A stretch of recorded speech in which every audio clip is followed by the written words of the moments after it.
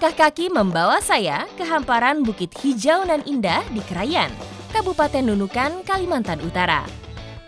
Desa Long Umung di Krayan Timur menjadi destinasi saya kali ini.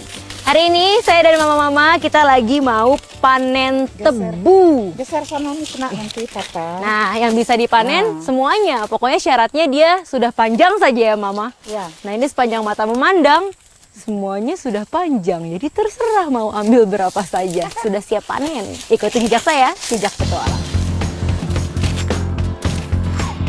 Tanah yang subur membawa berkah melimpah bagi masyarakat di Long Umung.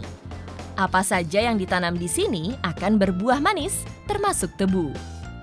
Dalam satu kali panen, para mama bisa mengambil hingga ratusan batang tebu. Namun kali ini kami hanya mengambil secukupnya. Tebu ini akan kami olah menjadi gula tebu berkualitas. Manis, enak banget. Tapi airnya aja ya. Ampasnya jangan.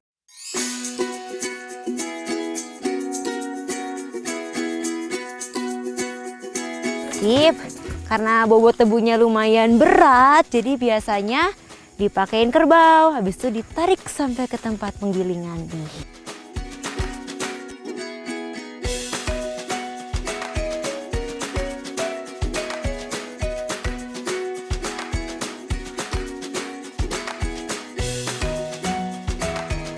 Kita sudah sampai di tempat penggilingannya, langsung sebar bagi tugas. Saya tugasnya cuci, habis cuci sampai bersih, baru boleh digiling.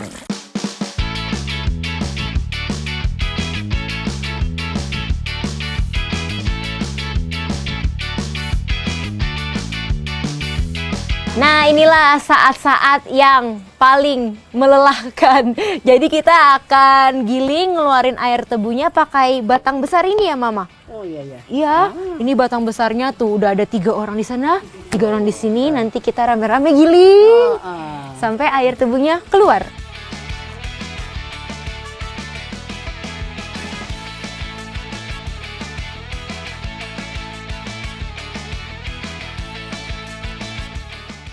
Jadi ada beberapa titik jadi lebih berat. Itu mungkin karena ruas tebunya tuh yang lagi digiling, makanya agak susah.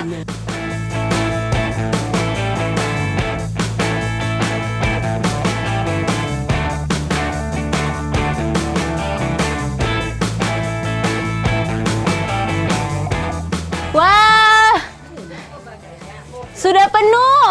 Satu itu, stop. Tebunya sudah penuh, jadi ini udah bisa dimasak masanya. Sudah bisa. Sudah bisa dimasak.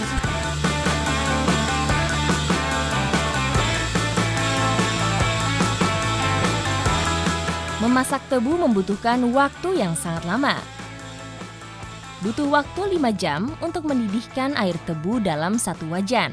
Nah ini air tebunya sudah mendidih, jadi sudah boleh diaduk. Aduknya pelan-pelan aja karena ini penuh banget. Jadi jangan sampai air tebunya tumpah.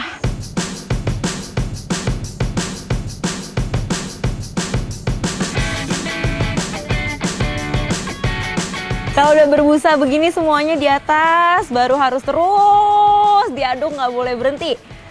Temponya juga harus pas, nggak boleh terlalu lambat, nggak boleh terlalu cepat. Kalau terlalu lambat, tumpah semuanya. Air rebusan tebu perlahan mulai menjadi karamel. Tanda akan segera selesai. Karamel tebu pun mulai mengembang dan menyisakan butiran pasir halus yang disebut gula tebu.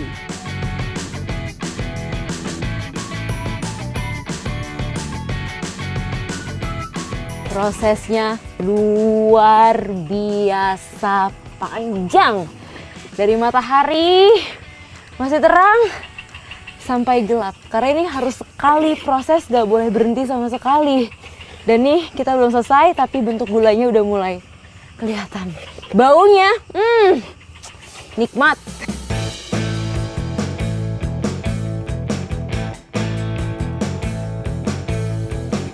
Jadilah sudah gula tebu dengan penuh perjuangan dan waktu yang gak sebentar. Tapi saya yakin pasti hasilnya sebanding.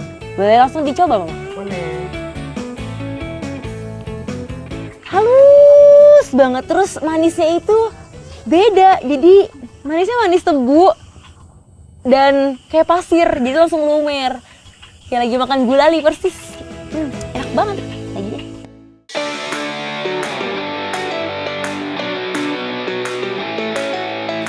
Medan penuh lumpur menjadi petualangan saya kali ini.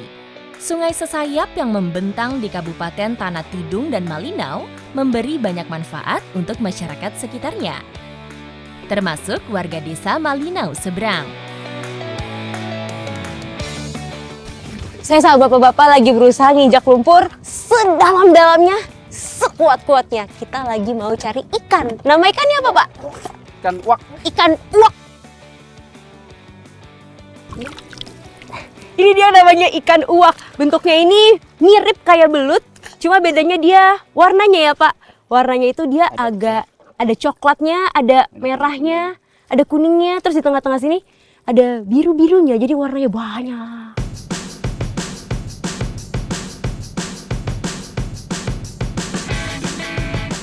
Sekilas, uak memiliki bentuk tubuh menyerupai belut. Namun, cara menangkapnya tidak sesulit belut yang licin. Uak ini cara megangnya spesial, jadi harus kita selipin kepalanya di jari-jari karena dia giginya tajam-tajam tuh. Jadi dia sering gigit tangan. Ya, tapi tidak buat bicara. Iya, makanya supaya aman gak digigit, mesti dijepit kepalanya. Uak atau Tainioides siratus merupakan binatang air tawar. Sering disebut belut merah dan banyak ditemukan di tepian Sungai Sesayap, Malinau, Kalimantan Utara. Gelembung-gelembung air yang keluar dari permukaan lumpur menjadi tanda keberadaan uak. Satu lubang udara bisa terdapat lebih dari 2 lubang persembunyian uak. Nah, ini ciri-cirinya kalau di dalam lubang lumpur itu ada uak ini nih. Ini. Itu cirinya airnya tidak lancar itu. Oh, airnya nggak lancar, jadi dia Kalau nggak air nyembur. lancar berarti tidak ada isi. Tuh kan, wah, beneran ada. Tebakannya benar. Wah. Wits. Iya dong. Ya masuk. Ya masuk. Nah, hehehe. Dapat 2 uak. Nyarinya ini susah-susah gampang. Asal kita tahu spotnya, lubangnya, ciri-cirinya, dia mudah ditemuin dan dia nggak selicin belut. Nguak membutuhkan kekuatan kaki yang stabil. Jika sudah lelah, kami hanya bisa pasrah dengan kaki terperangkap dalam lumpur. Capek nggak, Pak? Lumayan. Lumayan. Keringetnya udah pada penuh satu muka. Karena ini lumpurnya lebih padat, lebih lengket, dan buat ngedapetin uak kita mesti dalam banget ya, Pak, nginjeknya. Jadi butuh tenaga ekstra ya, Pak? Betul. Bapak kenapa berhenti? Capek. Tahan sudah. Capean ini atau main bola? Capek ninja nih, lebih daripada main bola. Lebih dari main bola.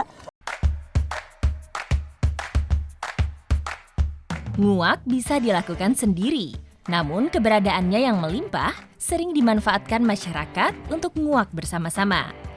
Nah, cara menangkap uak seperti ini dinamakan kelibung. Ada 2 cara buat nyari uak. Yang pertama kita menggali lumpur ke arah air. Yang kedua ini bikin lingkaran, terus injak bareng-bareng. Jadi nanti uaknya bakal terkepung di tengah-tengah. Kayak gini nih. Ya. Udah dapat. Taruh sini berarti ya? Ya. Kelibung membuat uak terperangkap. Dalam teknik kelibung, jarak antara jejak injakan kaki harus rapat agar uak tidak dapat keluar dari lingkaran. Dapat lagi nih, Pak. Wah. Bentar. Ternyata lebih gampang dapat kalau saya pas nyarinya pakai teknik uak kelibung. Karena mungkin ini kerjasamanya terus-menerus ya. Jadi lubangnya ada terus. Makanya dia nggak tahu mau lari kemana. Iya. Akhirnya terkepung beneran. Iya. Ada lagi. Diinjak-injak di sana, uaknya lari ke sini.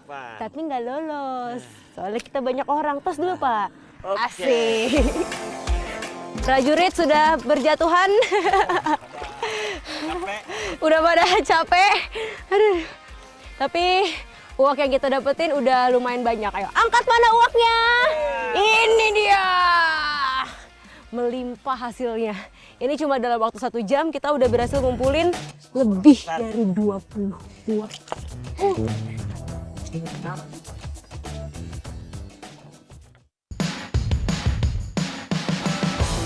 Hari ini Rani mau masak banyak. Yang pertama mau diolah adalah uaknya dulu. Nama masakannya apa tadi, Bu? Oncom plodo Sama? sama uak podos. Oh, syaratnya tadi apa kalau mau nyebut? Moncongnya harus maju ke depan. Oh, oncom plodo sama tumis podos.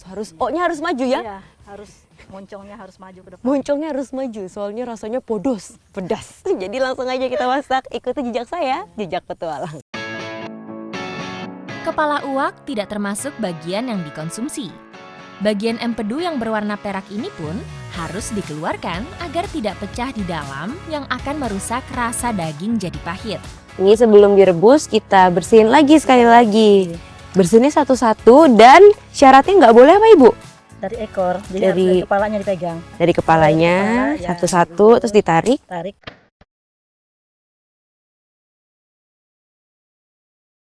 Cara olah uak oncom plodo sederhana saja.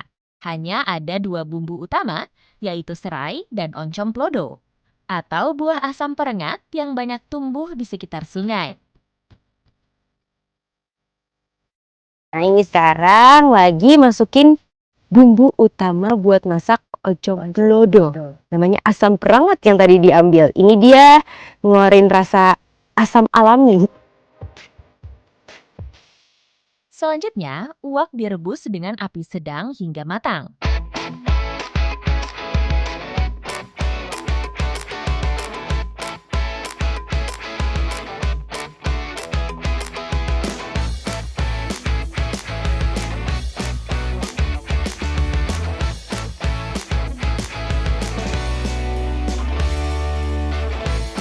Garap. Ini yang lebih besar. Oke. Sementara. Selain nasi, masyarakat Malinau juga mengonsumsi agitawa atau sangrai sagu sebagai sumber karbohidrat. Tulang yang lumayan banyak beradu dengan lidah saya di mulut. Namun justru ini yang membuat sensasi makan uak makin terasa nikmat. Apa rasanya? Podos. Sama. Lomok ini podos. Kalau digabung jadi lomok podos. Enak tapi pedas. Selain menghadirkan rasa asam yang segar, daging buah perengat dalam uak oncom plodo membuat masakan jadi tidak amis. Ini yang terakhir namanya tadi oncom plodo. Bumbunya benar-benar sederhana, bentuknya juga sederhana, rasanya enak banget. Asamnya tuh pas, nggak terlalu asam tapi nggak terlalu tawar. Jadi nggak usah pakai apa-apa, nggak usah pakai bumbu macem-macem. Dari Kars Sangkulirang hingga Krayan, Borneo tidak sekadar menyajikan petualangan, namun juga rasa dan jejak yang menjelma cerita. Terus ikuti jejak saya, Jejak Petualang.